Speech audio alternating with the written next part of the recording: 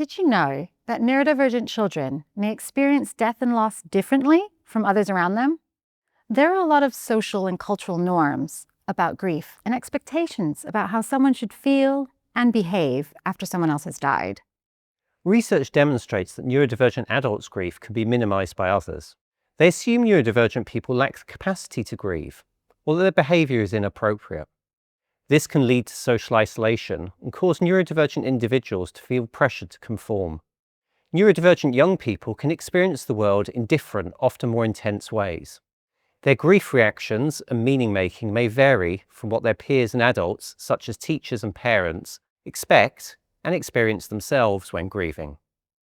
Worried about possible questions, fitting in with social etiquette, or a roller coaster of emotions, adults might be tempted to shield neurodivergent children from death and not involve them in events like funerals. Collaborating with death educators, Dead Good, who work with neurodivergent children and their families, we offer 3 tips on how to support bereaved or grieving neurodivergent children and young people. Tip 1. Encourage and support them to be involved on their own terms. Help them to participate in rites, customs, or farewell ceremonies in ways that are meaningful to them and recognise their connection to the dead person or pet. This can include using clear language about death and dying, rather than euphemisms, and co-creating a ritual. Tip 2. Anticipate and minimize sensory overwhelm. Funerals and memorials can include triggers for neurodivergent children, which can make them feel overwhelmed.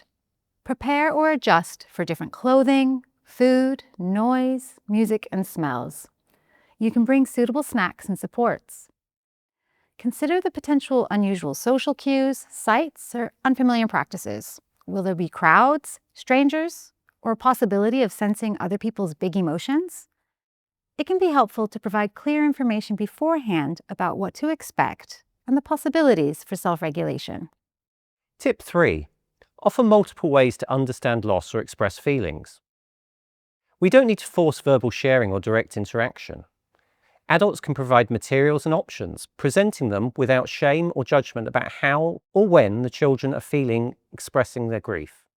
Art, movement, music, role play, writing, nature, toys, or special rituals can provide ways to grieve and connect, and can be useful at any point before or after a death.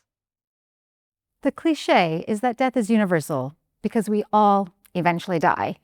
But how people grieve is actually incredibly diverse. Traditions and social norms are continuously being reimagined and remade. Involving and supporting bereaved neurodivergent children in ways that value them recognizes this diversity and can foster their emotional safety and resilience now and in the long term.